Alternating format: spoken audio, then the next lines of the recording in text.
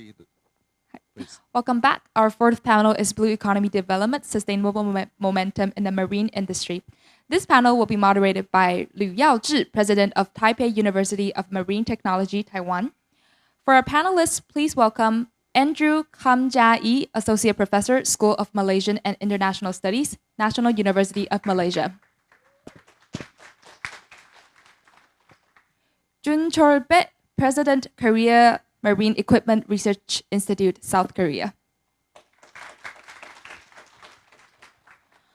Masatoshi Murakami, Professor at Kokakukan University, Japan. Orina Chan, Vice Dean, the School of Banking and Finance, National Sun Yat-sen University, Taiwan. Michael Huan, Senior Research Fellow at Ocean Policy Research Institute, Sasakawa Peace Foundation, Japan. Anusha Kisakar Kavankar, Senior Fellow, Observer Research Foundation, India. Finally, Hina Imrerich, CEO at National Center for Blue Economy Israel, will be joining us online. Hina, I'm Tristan. I'm going to have you wrap up the whole thing. Are we agreed?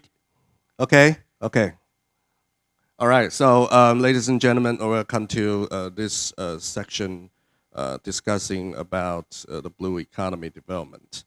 For PIF countries, for Taiwan, for East Asian countries, or Southeastern, or India, in this great Indo-Pacific region, blue economy is becoming not only for national security, but also as a potential growth engine for prosperities. I'm teaching blue economy, or I'm basically an economist in Taiwan's policy community and also colleges.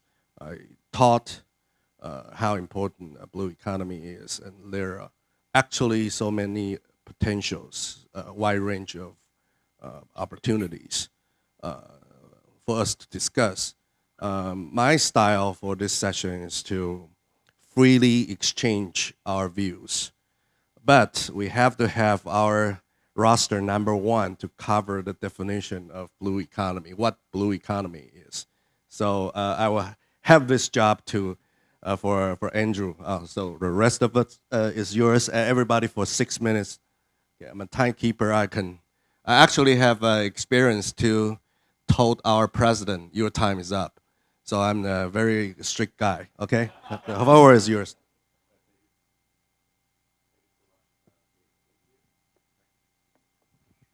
Thank you so much, everyone, and thank you for the organizers for inviting me.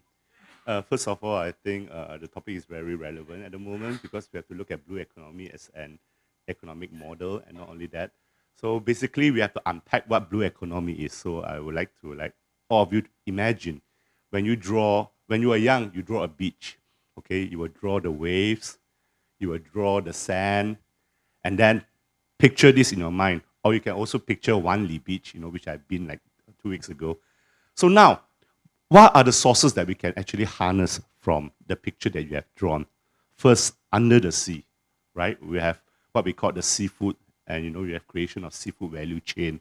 And also, of course, some of them uses the, seaweed as well as part of the resources.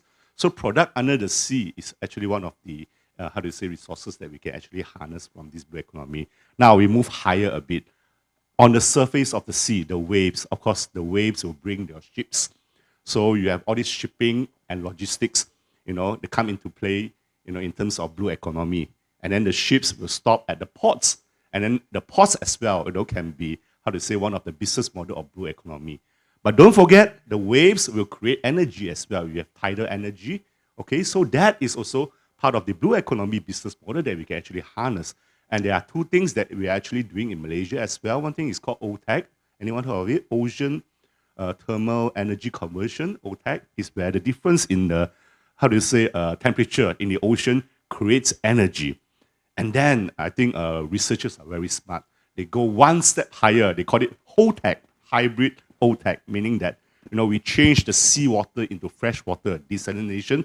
That creates energy, and that's create water supply as well. Wow. Okay, so now we have moved from under the sea, at the surface of the sea, we now reach the ports. And then imagine the shores. What do you have in the shores?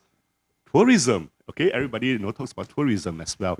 And also, of course, sustainable tourism and issues about, how do we harness, empower people at the coastal area as well. If you move a bit closer to inland, there may be some, for example, mangroves as well. Those can be an industry as well. And for Malaysia, some of our paddy fields are actually located near to the sea.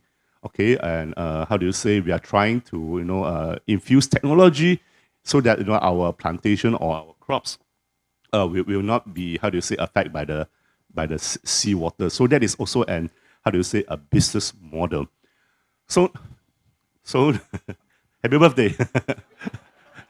So now those are the sort of sources of growth that we can actually harness. If you look at that picture that I actually talked to you about, it's actually very simple, very comprehensive. It also involves not only that, your ocean had pollution, so there's also a sort of like, recycling microplastic also is part of the industry as well. So we can use that as a business model as well. And in Malaysia, we have this framework for blue economy. We call it the 8 Eyes. Okay, so just now I've actually mentioned about what are the sources that we can use.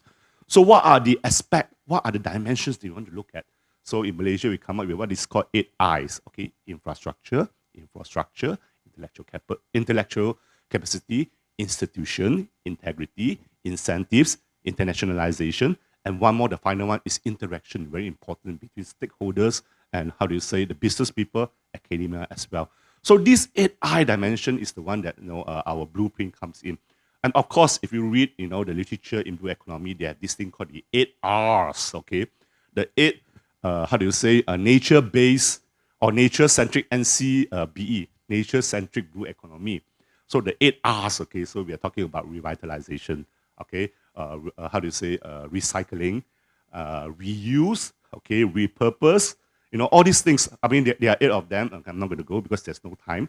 So can you imagine, now we know the sources, we know what are the dimensions, and we know what to do. Recycle, rethink waste to wealth, all these things. You put 2 matrices together, and then you try to plot, which are the areas that most relevant to your country. It can be, I want to, let's say, retrain the intellectual capability of my people to actually to harness or to engage in recycling activities. So it can be one. So you start to plot each and every of your policy actions. Okay, this is what I usually ask my policymakers to do.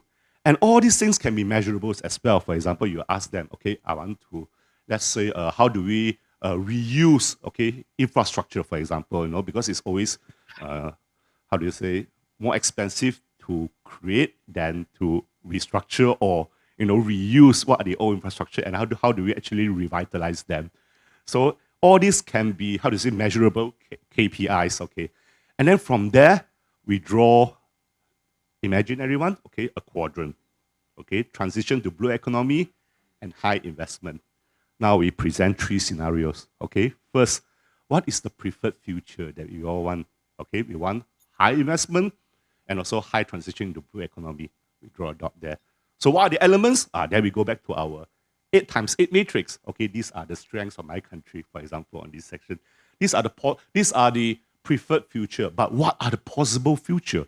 Because even though you say that I want this, but then again, data from your country, throughout the year, the time series saying that it's not possible. So we find what are the possible futures that we can do.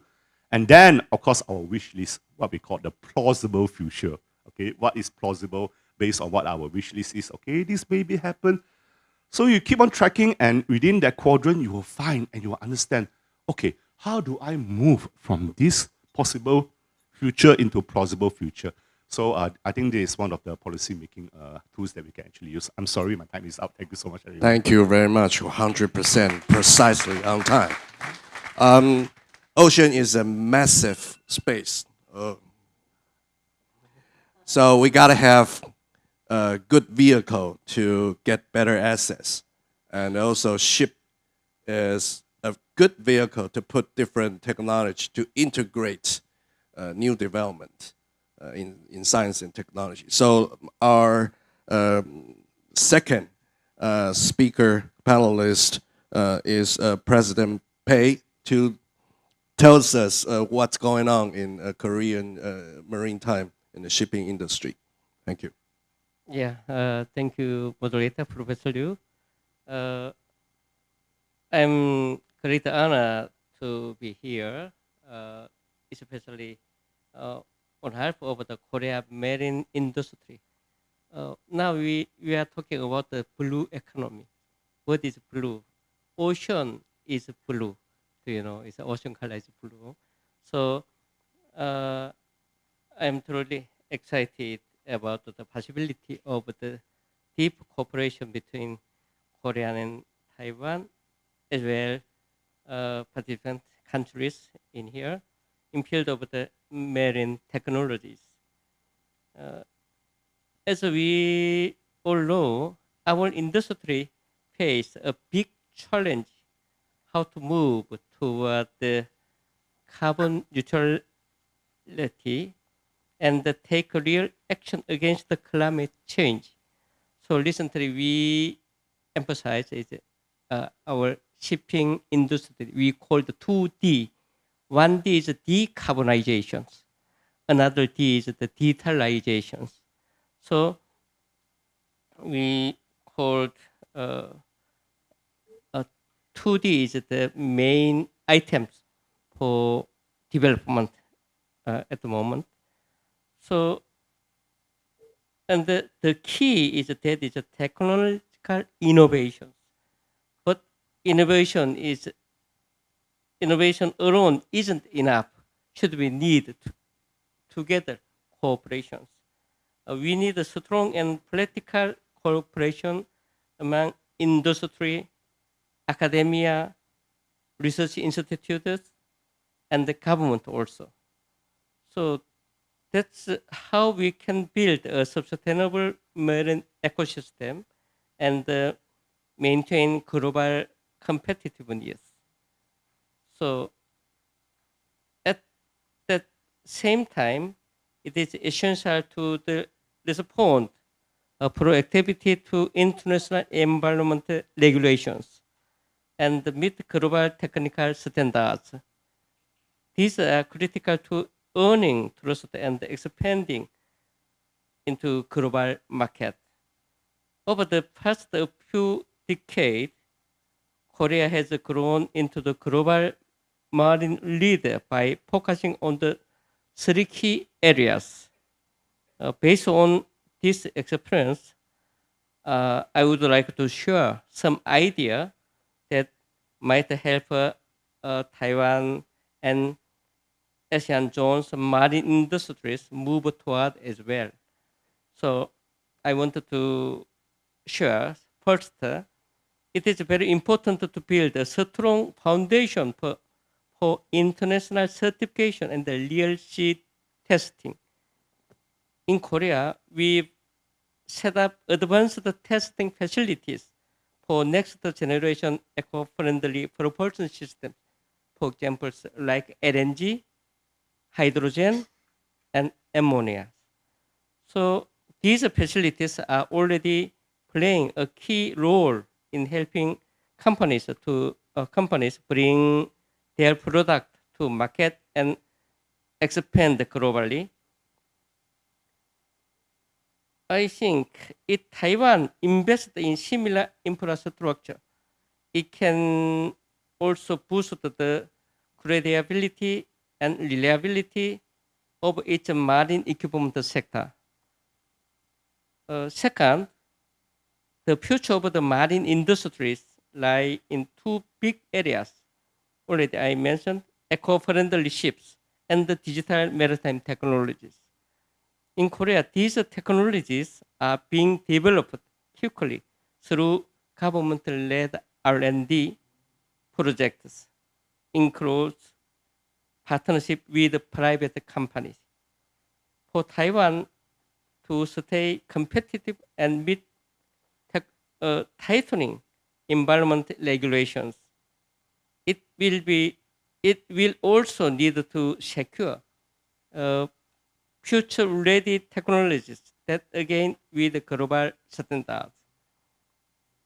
Third, we need to build an integrated ecosystem that connects to technology development, testing, and policy support in smooth, continuous way.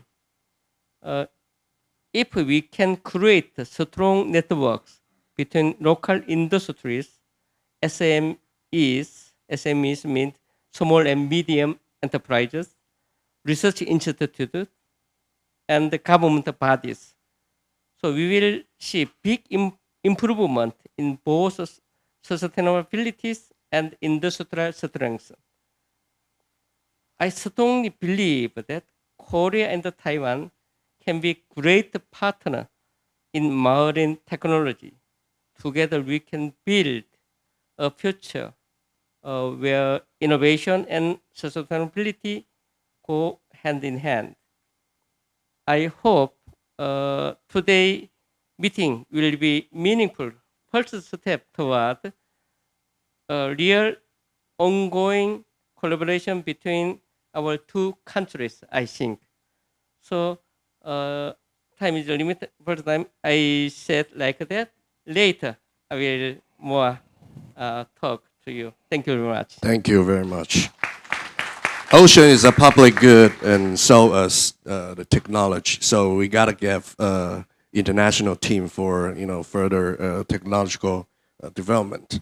But like I said, ocean is a public goods. So there must be some security issues that need further cooperations. So for that regard, let me welcome Professor Murakami for elaborate more issues on that.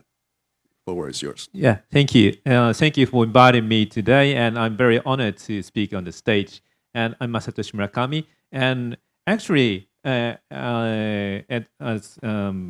actually, I'm not an expert of the economy itself. I'm doing security research, but I think there is a very clear reason why I'm here, because economic security is a buzzword in many capitals, including Taipei, including Tokyo, and we are discussing this new concept. So a decade ago, experts of the economy and experts of the security are sitting in the different rooms, but now we are sitting together to integrate our national strategy. And I'd like to discuss relevant issues from the Japanese perspective. I used to be working within the government as a diplomat, and used to be a member of the parliament, but anymore. And I really enjoy the freedom of speech as a professor. So I'd like to talk about some issues. And from the Japanese perspective, to be honest, there are three potential adversaries, namely China, Russia, and North Korea. And that's why we are seeking a lot of like-minded friends, including, of course, Taiwan and other important friends. And for instance, G7 is a very important platform in Japan, and we are advancing our cooperation with the NATO as well. I believe strategic goals of the NATO and Japan are aligned with each other. We have the common neighborhood, Russia. That's why the Japanese Prime Minister attending the summit meeting of NATO every year recently. And of course, another platform is Quad. Quad is, of course, combined among Japan, Australia, India, and the US, and it's a very focus in the maritime issues as well. And as discussed on the stage yesterday, Japan, Taiwan, and Philippines on the same page. I mean, we are on the first line chain and faced with the common threats. We faced with the Chinese aggressive maritime activities on the East and South China Seas. And so therefore we are offering a lot of materials to the Philippines, including the Coast Guard ships and the radar sites and the other aircraft to aiming to enhance deterrence against China. And in 2022, 3 years ago, when Speaker Pelosi visited Taiwan, China launched missiles into the EEZ of Taiwan and Japan simultaneously. And it shows that, especially during the Taiwan contingency, PLA will regard the maritime domain of Japan, Taiwan as one theater. So that's why we have to collaborate with each other more closely. And the economic security in Tokyo, a lot of policymakers in Tokyo are discussing about that. And we have implemented some concrete measures about the supply chain. And in Taiwan, President Lai Ching-te also emphasized that we need a much more resilient supply chain from authoritarian regimes, and supply chain among like-minded countries is much more needed. And I think there are some industries where Japan can contribute to other countries, including shipbuilding. And the shipbuilding, China is number 1, South Korea number 2, but still Japan is number 3. We used to be number 1 until 1990s, but we are competitors maybe, but we can collaborate with each other. And another thing is, I think the aviation industry, for instance, especially after the Russian invasion of Ukraine, the European country used to be dependent on the Russia regarding the aviation industry, but now we are helping the European countries in regard of the aviation industry as well, supply and in other important part of the supply chain. And another thing is rare metal, rare earth, and in 2010 there is a big incident and on the East China Sea, and we had a very severe situation between Japan and China, and they started weaponize the economy. So they stopped exporting rare earth, rare metal to Japan, and we realized that we have to be resilient from China when it comes to rare earths as well. And there is a good news from Japan. So there is a very remote island. It's called Minami Torishima, and it's far away from 2,000 kilometers from Tokyo. But it's reported that there are a lot of natural resources around that the waters. So it could be a very good economic growth factor if we can develop the very successfully. And another topic I can raise that is the Arctic.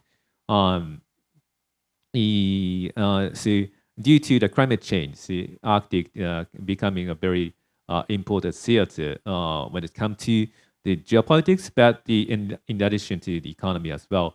And if we can, thank you. And the last word, Arctic is very important to the blue economy as well. Thank you. Okay. We still got some spare time lately. Okay. So our common consensus on security issues sometimes lay on the common financial interests. So investment is very important. If you don't invest me, I don't invest you, we'll still, say something up in the air, not to have a common grounds. So for that issue, Sure. Please, Orina, the Thank floor you. is yours. And thank you for the timekeeping. I hope I don't have to hear that doorbell ring. My name is Orina Chang. I am listed as a chair professor of National Sun Yat-sen University, but I actually am based in New York. I'm mainly based in New York, but I split my time. New York, a little bit in Taiwan and a little bit in Africa, doing rare earth mineral.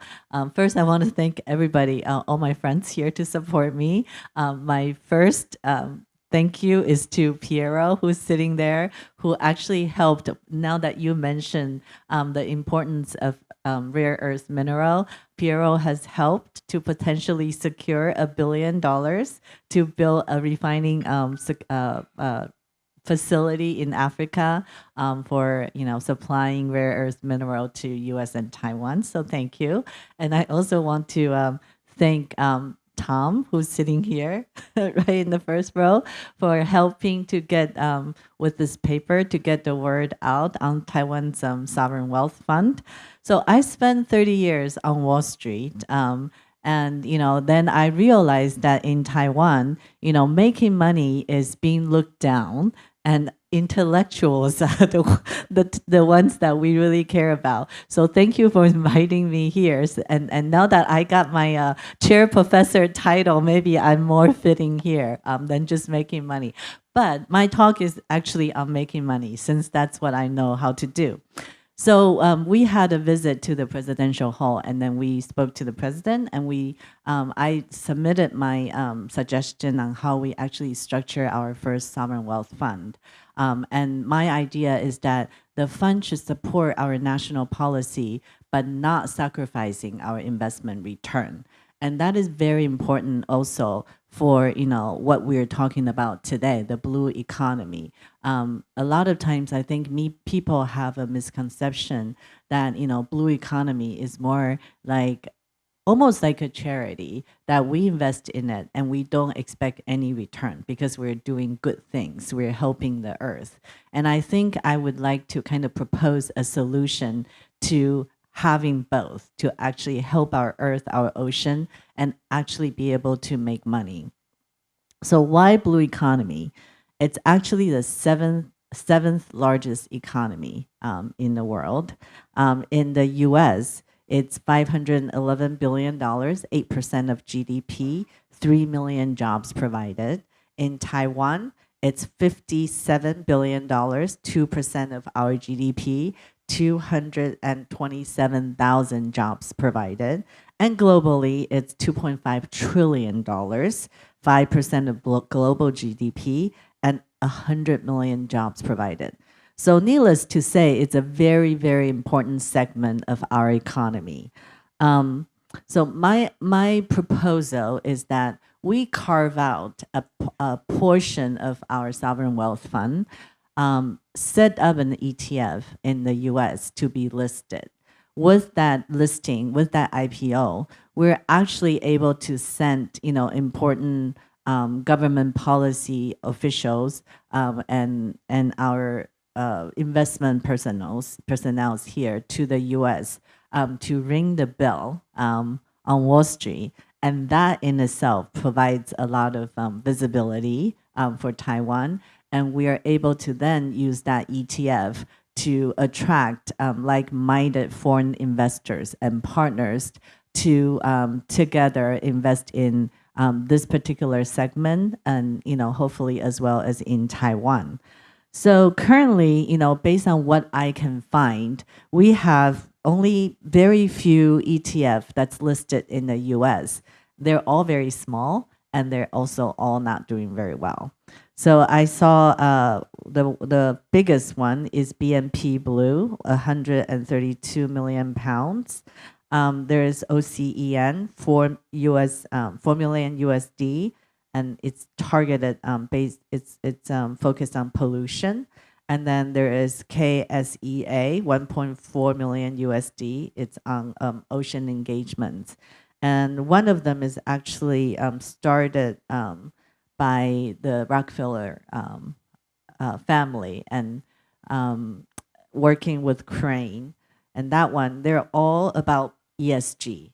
And so I think the idea behind all these ETF is all about ESG. And that's why it doesn't really have really good investment returns and doesn't really take off. When I teach my students about ESG, and I know it's a very hot topic and a lot of students are very interested, I have to tell them from an investment perspective, it's not an investment return proposition. It's more of a risk management tool, right? And when a company is engaged in the ESG, they're really doing that for their branding, and it belongs to their cost department. So I think that's kind of the myth that I would like the audience to kind of think about, right? When we think about ESG, it's not to make money. It's really to fulfill some kind of social responsibility, and it belongs to the cost department in every company. So it's not in the front line, and it's not in the front office. So how do we propose to solve this issue so we can actually make some money if we do have an ESG? So I looked at the traditional sectors, as Andrew talked about, that's defined in the blue economy. We have shipping, we have tourism, right? We have what else do we have? We have fisheries. So all these are traditional economy, but how it really excludes a huge part of ocean economy, which is what our second and third panelists, Dr. President Pei and Murakami, okay, spoke about in terms of national defense and ocean defense. I think that should be included in the blue economy, as it is a really, really important part of our ocean. And when you start to broaden your horizon to include national defense, we start to see very interesting companies in technology, like data security, cybersecurity, like drone making, like unmanned boat making, like ship making. All these things, companies like Palantir, which everyone knows is the highest growth company now on Wall Street, would all be included in that whole ETF arena. So when I looked at the past performance, the shipping industry in the past 10 years, which accounts for 70% of Taiwan's ocean economy, 70% is in shipping. The last 10 years, investment return is 0. It's completely flat. And at the same time, the S&P has annualized about 12% a year. So that's the huge difference. And if you're an investor and you want to invest in blue economy, after a while, you're going to get antsy and say, this is not what I want. I'm not going to have 0 return. It's almost like a donation, right? So when I looked at all different returns for the past 10 years, the highest of all the new definition and expanding to security and national security is cybersecurity, which is 11.9% annualized return. And if you look ahead 10 years, the expected expansion, the highest is 13.6% in cybersecurity. So with that, I would conclude. Okay. Thank you. I'm afraid of your beeping noise. Okay. Very comprehensive, and also shed out on many future opportunities. But I got to say that a lot of items are basically not only technology intensive, but also capital intensive, which means government has some role in it. So for that regard, Michael, the floor is yours. Thank you. Michael Huang from the Ocean Policy Research Institute, based in Tokyo, Japan.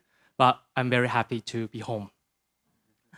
Following with, well, first of all, I think Cynthia in the morning keynote speech gave a very important warning call about the insufficient investment for the blue economy. And also our panelists also shared about the urgent kind of trend for our attention and awareness from the national security, from the investment to the blue economy. And also, this blue economy will offer us as the blue jobs that everyone is actually involved. Well, regarding the blue job, actually, I got another job offer this year. I was invited to serve as the advisory board member for Ocean Impact Navigator, supported by the World Economic Forum. Well, this mission means to be expected to serve as scouting the very potential for the ocean startup in Japan and in Asia Pacific regions.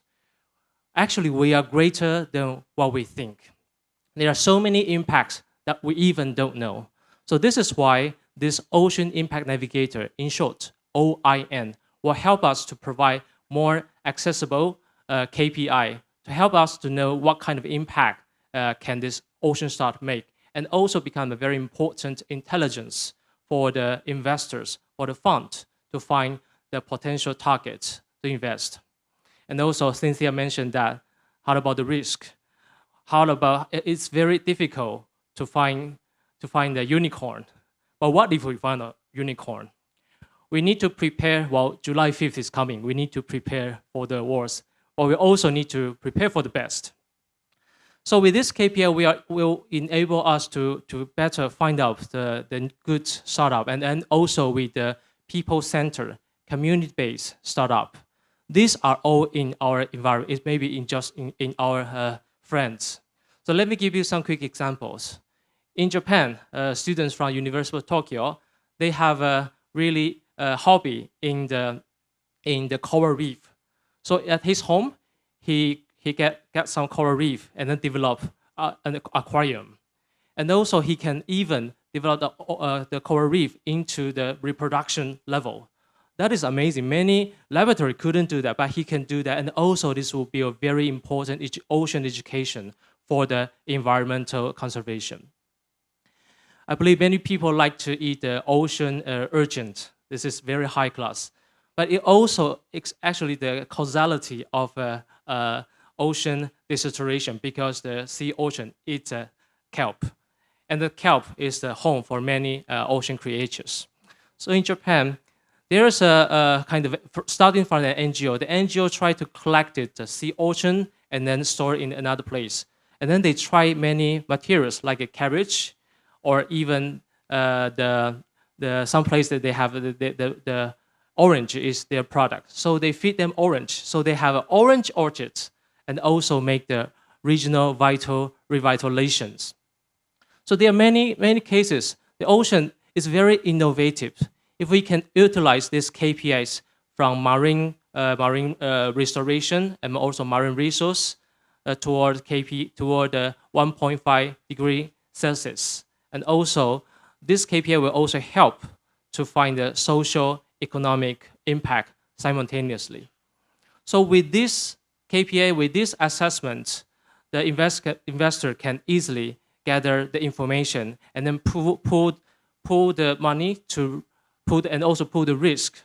So they will make the ocean, the startup, more possible, more profitable, and may also create a great ecosystem. Another case is about the equality. There is in the coast side of Japan, there's a restaurant called Mother's Kajang Shokoto, Mother's Restaurants. So this restaurant is operated by the wives of fishermen in the coast regions.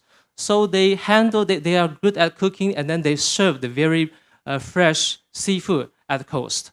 So actually sometimes more profitable than the fishing itself. So this profitable help them, the female, to get more positions in the fishery association.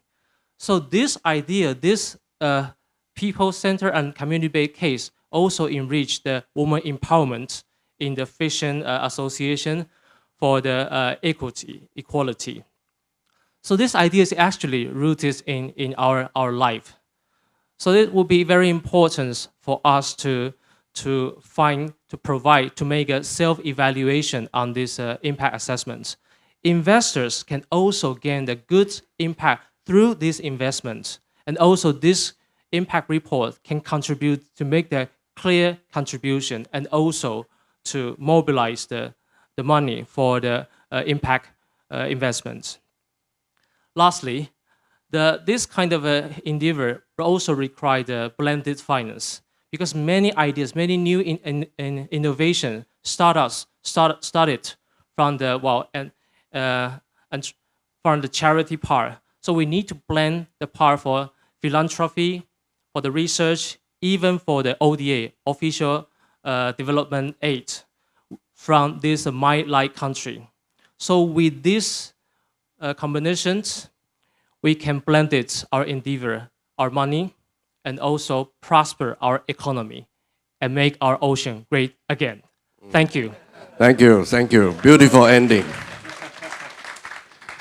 Thank you, Michael, for giving us, more comprehensive views on, how we should do, including your talking points, inclusiveness.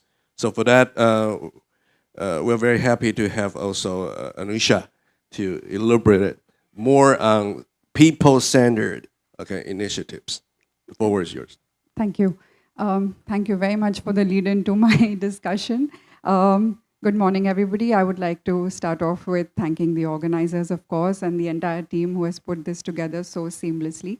As an urban sociologist, I think my area of focus and research is largely goes beyond security and the ecological or economic significance of blue economy towards more social and spatial understanding of how people live and how people are understanding blue economy, therefore putting communities at the center of blue economy. And I must mention here that when we were discussing, the entire panel was univocally agreed that I should go first. And it was very heartening to see because they all agreed that people should be at the center of blue economy. However, for structural purposes, I am the speaker, the fifth speaker here. But that's a good beginning, I would say.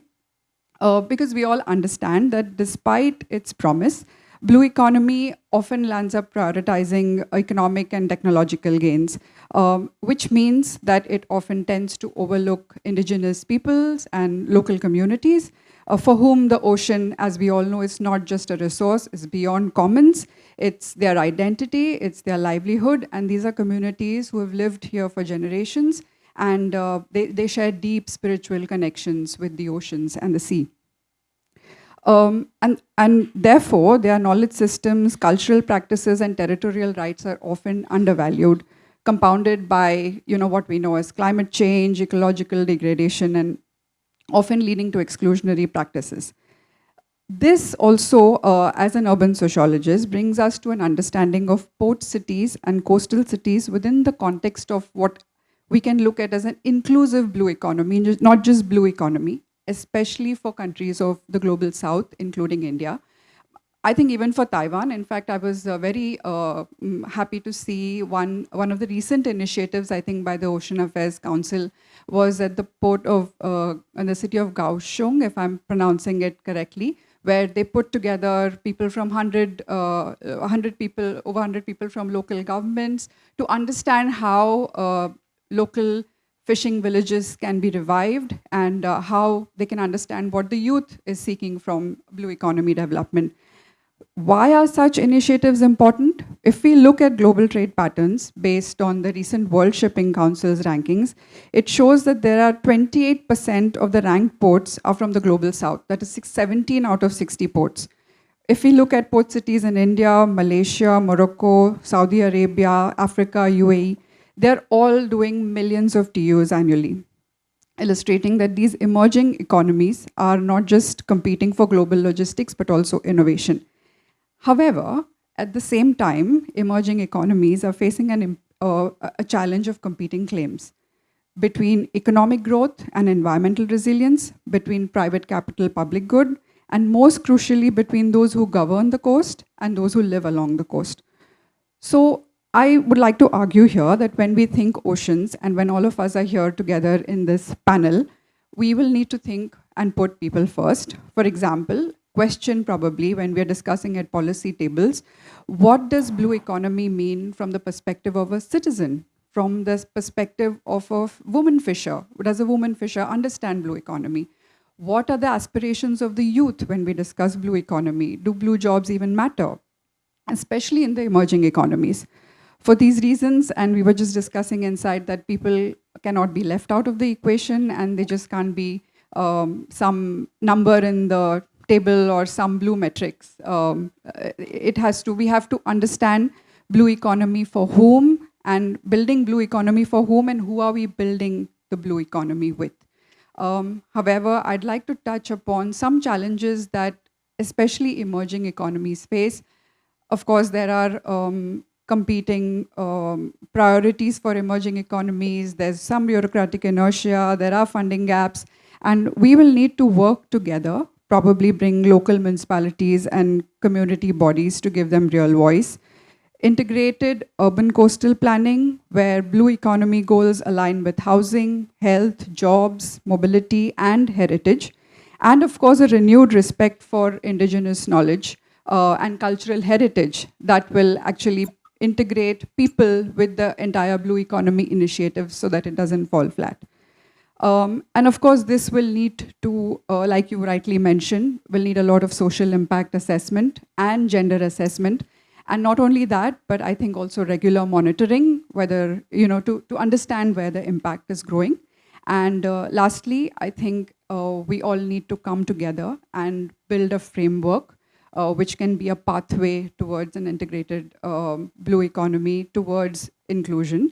And I just put 5 pointers together before I end. And this will include legal and policy reform, which includes even frameworks like FPIC, participatory governance, knowledge production, co-production, probably something like participatory GIS that we can actually work with fishing communities, equitable economic models, capacity building and innovation, where we can invest in capacity building and training of these peoples. And in fact, I was just wanting to mention this here, that I was working closely with the fishing community in Mumbai, and I was discussing with some of them where they actually have the knowledge through the direction of the wind. They are able to say where the fish will be found on that particular day. Through the color of the water on that particular day, they are able to determine what kind of fish will be available in what area of the sea. And this is critical knowledge that probably science is yet to understand or is yet to go ahead and understand.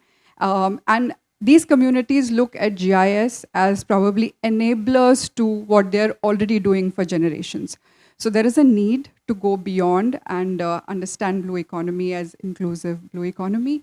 Yeah, I think I'm done with it. So basically to understand what blue economy is and who it is for. Yeah, thank you. Thank you. So during the process, always have people engaged is very important, especially for all walks of life on the coast. And also those people help us to generate a more, I don't know, how should I put it, more comprehensive, more thorough, more sustainable policies and also investments. So with that, last but not least, we have Hida online to share your general views about all these issues. So the whole, I can give you 2 more minutes to elaborate your ideas. Thank you. Great, thank you very much. Thank you very much. I'm Ilan Enreich. I'm the CEO of the Israeli National Center of Blue Economy Innovation. Our main goal is to build and promote technological entrepreneurial ecosystem based on sustainable innovation in the marine field. With your permission, I'd like to shift and focus to the main 2 main issues I see. We all agreed on the importance of protecting our oceans and the advance of the blue economy. That's something we understand, we care about, and we share a commitment to this. But I want to highlight real-world gaps and challenges that stand in the way, especially when it comes to implementing innovation and securing investments that needed to make it happen. So we often talk about solutions, they do exist, but in practice, there are significant barriers that stand in the way of scaling those solutions. And I'd like to reflect on some of them, especially from the perspective of startups and investors and regulators and trying to operate in this space. So I come across hundreds of ideas and technologies in Israel and around the world, in Europe and in Asia and in the US, that aim to solve the very most critical challenges that's facing the world today. But the biggest barrier I see over and over again is not the science or the technology, it's the absence of viable business models and regulations. So without one, those solutions struggle to attract funding and to scale and even to survive. And that's especially a problem in the blue economy space. Those barriers are harder. Less investors, limited financial sectors that understanding the oceans and everything that's related to risks. And it's often more complicated when it comes to regulatory frameworks. So the science is here, the innovation is here, but the market mechanism to carry out forward, that is what's missing. And just to give you a sense, in Israel, for example, there are no grants available for innovation and technology without private matching funds. Startups, even in the very earliest phase, are focused to raise capital fund, from the private market. And I think as a result, Israeli startups are built to be fundable from the very first day. And this is something that's very critical for us. I mean, when we look at startups or innovations, and I got the chance to see hundreds of startups every year around the world. And we put strong emphasis on this. It's very important, otherwise they're not going to survive. And unfortunately, too many of those startups, I think, they're not thinking seriously about the strong business models. And a lot of companies rely on grants or develop their tech, which is important, but they stuck in that comfort zone and they don't spend enough time to figure out how to actually build a viable and fundable business. And that, I think, it's a huge risk.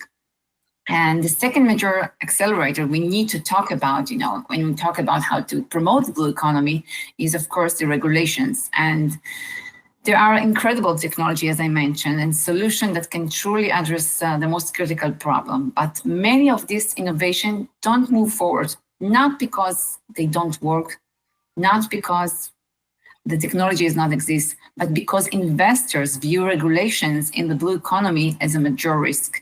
And this is a problem that we need to figure out how to handle.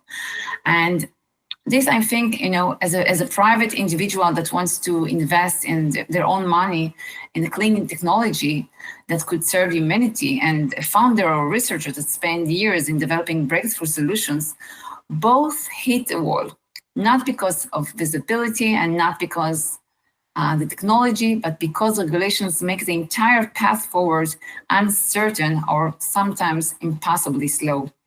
And let me give you just a small, personal example from last week, that illustrates this problem. A good friend of mine that works in a company in the US, which develops the offshore wind project in the US there, the floating one in the West Coast.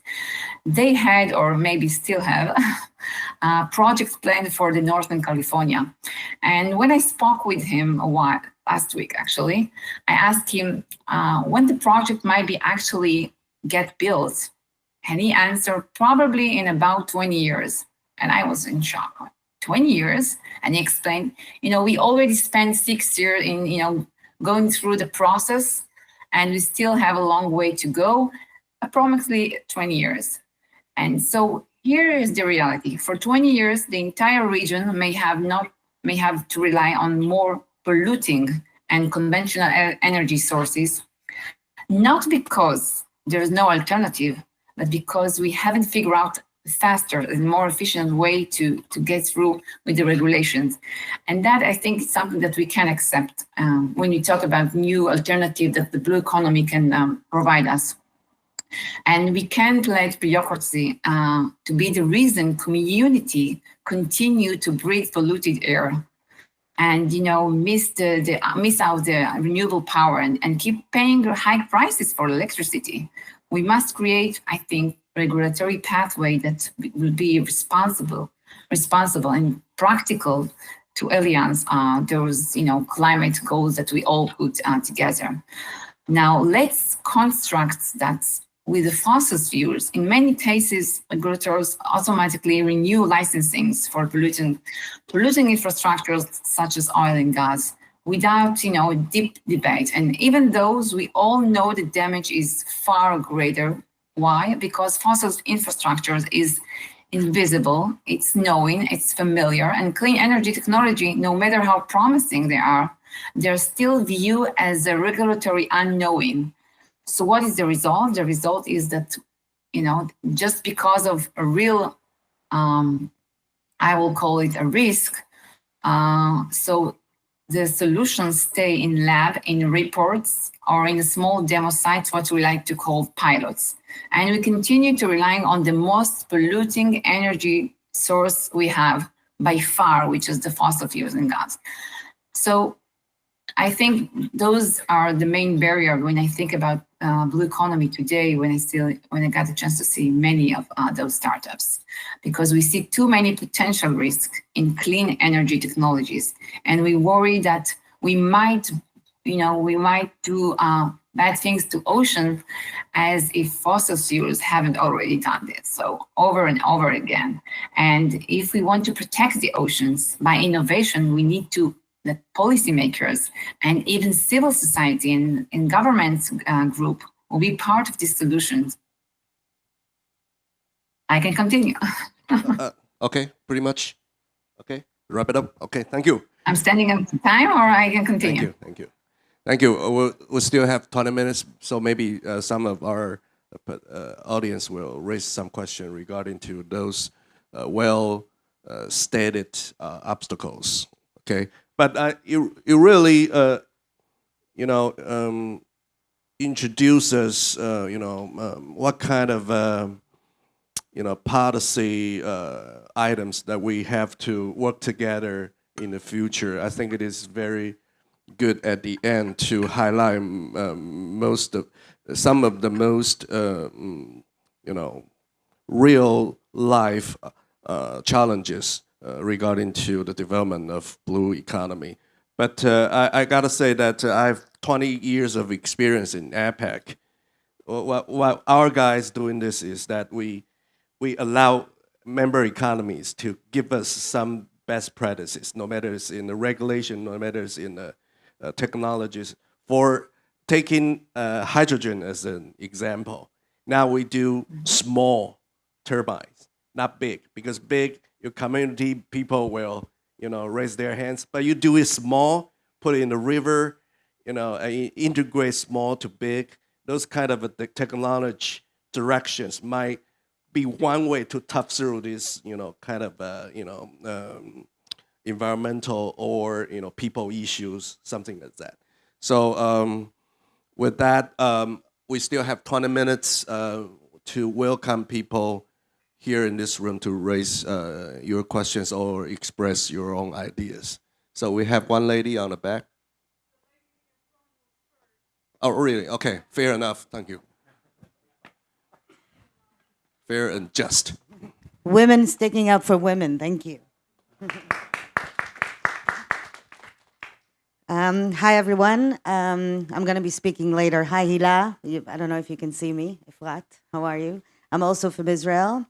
And I come from the private sector. I've had quite extensive experience in startup building and managing startups. And now I'm managing a company that does infrastructure for sustainable economy.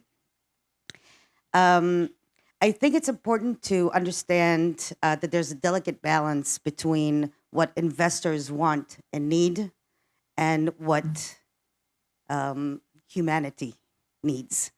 And it's important that we, as startup builders, as company leaders, move towards a better future, a better economy, regardless of what investors need or want. People need to learn to build businesses that actually earn money and not are just fundable businesses, not just for investors, not just for the sake of earning money, but for the sake of the future of our generations and generations to come. So I think it's important to put that in mind and not necessarily just think about what's coming next. However, I do want to recommend Orina Chang. Yeah. I think it is important to understand that blue economy is a vast business. It's insanely big. So some areas do need more funding, not just for environmental protection, but also for, I come from Israel, I know what a war is. So it's not necessarily a question. It was just, I thought it was important to make clear that businesses need to earn money on their own, not just go to be fundable. And if you care to comment on that or that. Yeah, I think you're absolutely right. And I also echo your friend Ella. Oh, Ila. Yes, I think a lot of really great technologies have no business model. I sit on the board of Columbia University, and I'm always, helping students. They have a lot of innovations, but zero business model. So coming from a private sector, I would actually divide funding into two different parts, government funding and private sector funding. So government funding obviously is less targeted towards profit generation. So, maybe those could be used towards areas where there's not going to be any profitability for 20 years.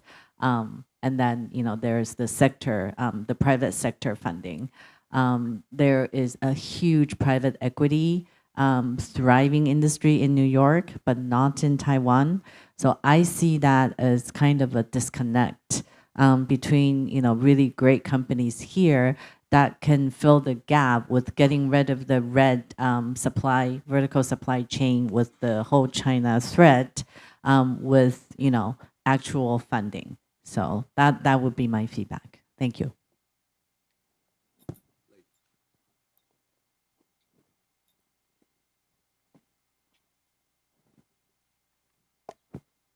Professor I will Jakubczak. just add.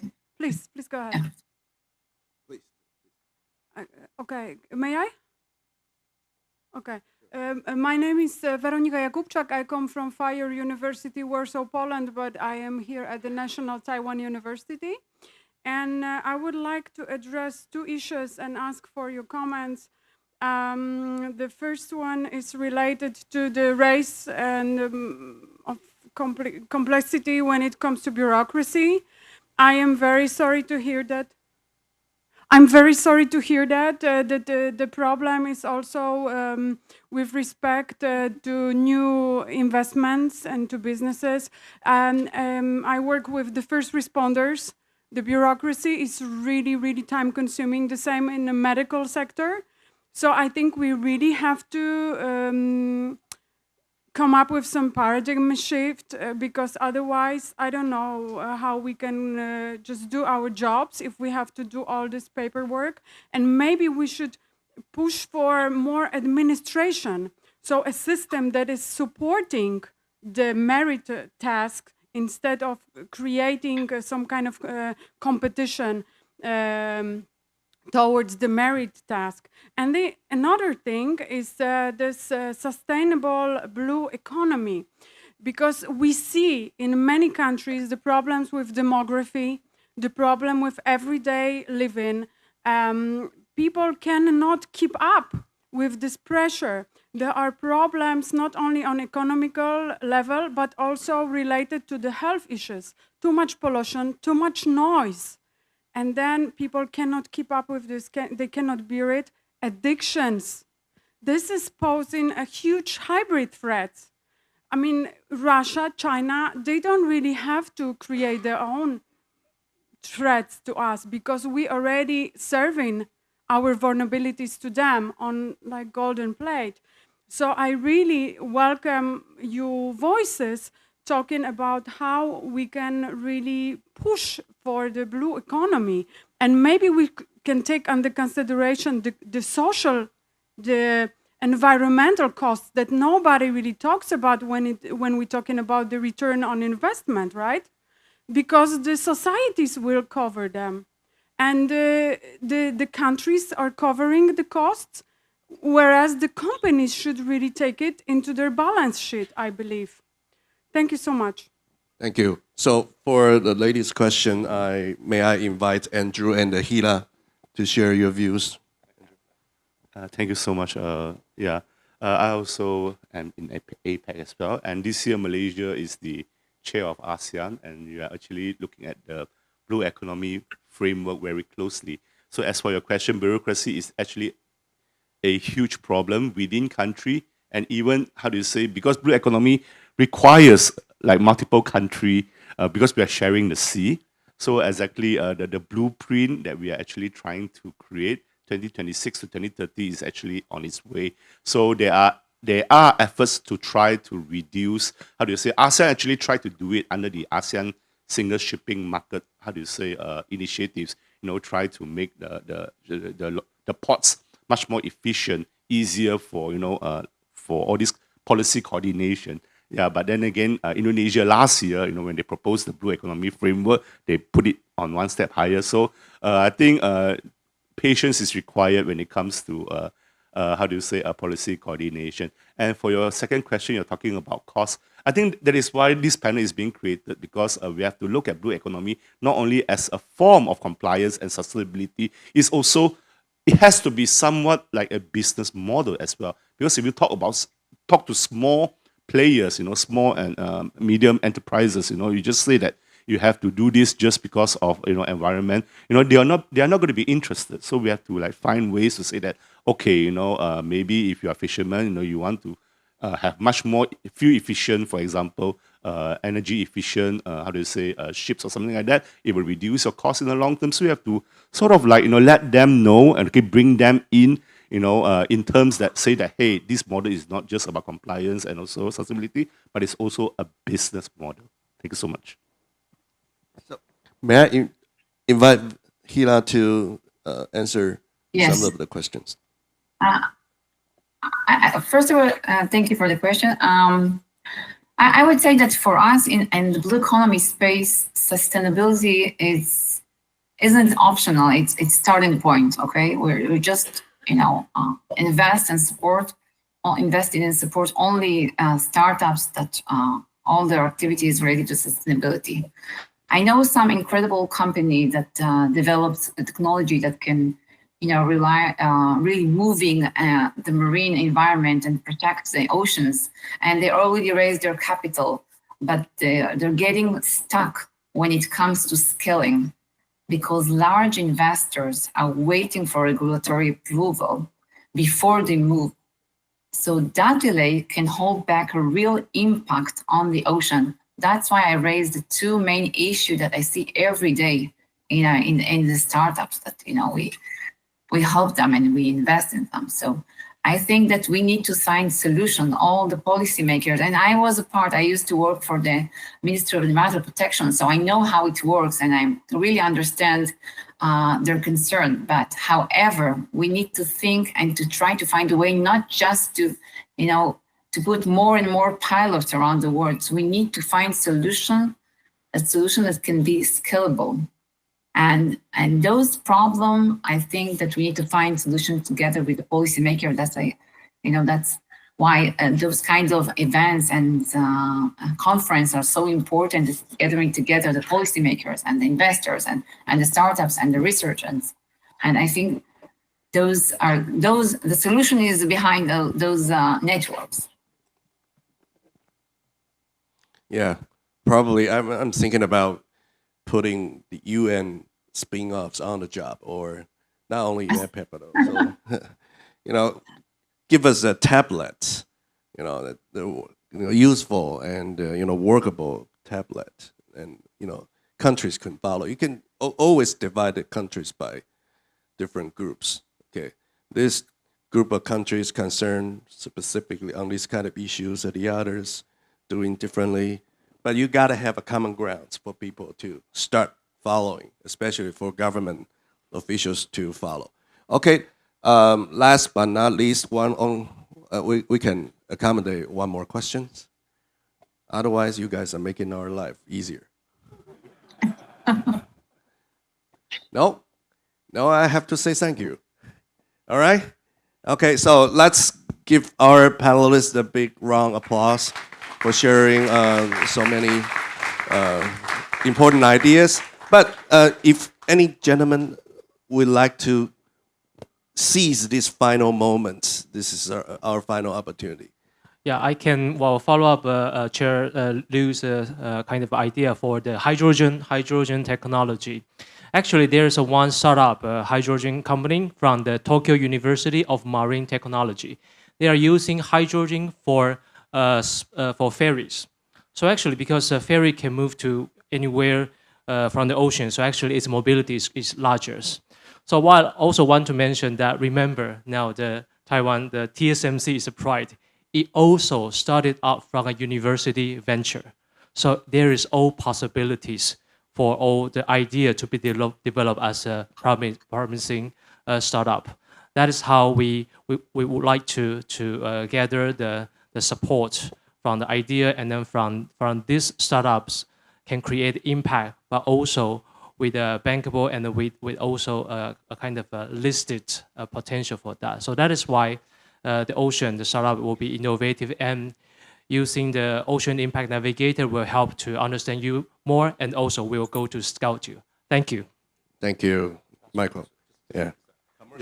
Yeah, last one, yeah, because I totally forgotten. There is also the development of blue bonds and blue, how do you say, loans, which follows the principle of green bonds and green loans from the World Bank, and they're actually developing it. So this to answer your question about financing as well. Thank you so much. Thank you. Anyone? So I wanted to remark to change the world, or to change this everything, we should need two elements. One is technology, one is policy. So I wanted to say, we change the more good circumstance, more good blue economy. We have to do development is technology, and we think about to change policy.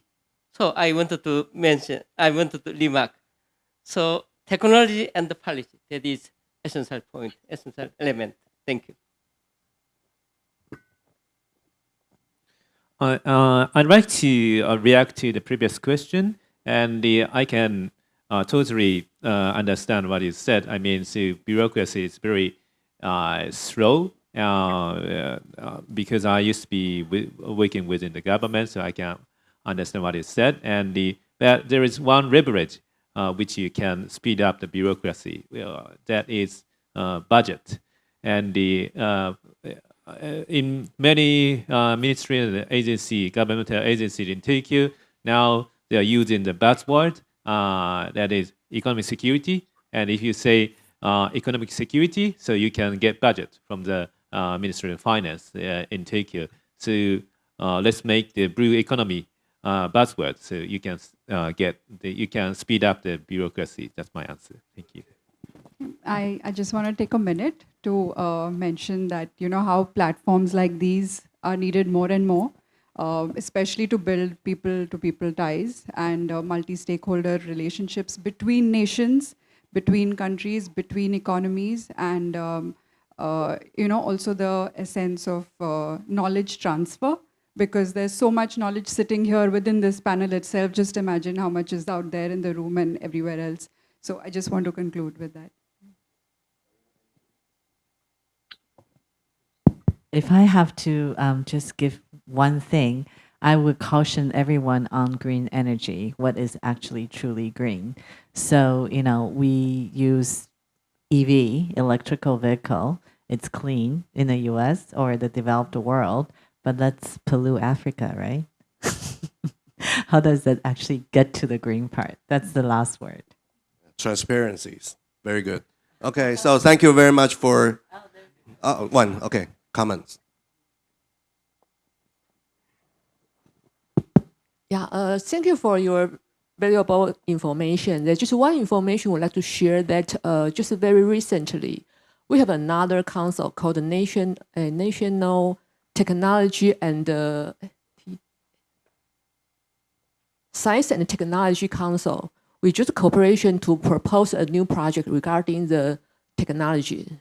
So in the following months, we are talking about how to coordinate all the military and the other private sector to innovate Taiwan's ocean technology industries. So we would like to share the information, and if any of you have any idea, I think we would like to coordinate together, try to get some money from our government to encourage the new industry in Taiwan. And I think the international cooperation will be also as great. Thank you. Yeah, I help oversee that projects. Would like to make it more international, invite more foreign students to participate in this kind of project. Okay, thank you very much for your participation and your valuable insights. Thank you very much. Is there any photo time or something? Yes. Now we're going to take a group photo. Please, all the panelists, can you stand and move to the center of the stage, please? Thank you.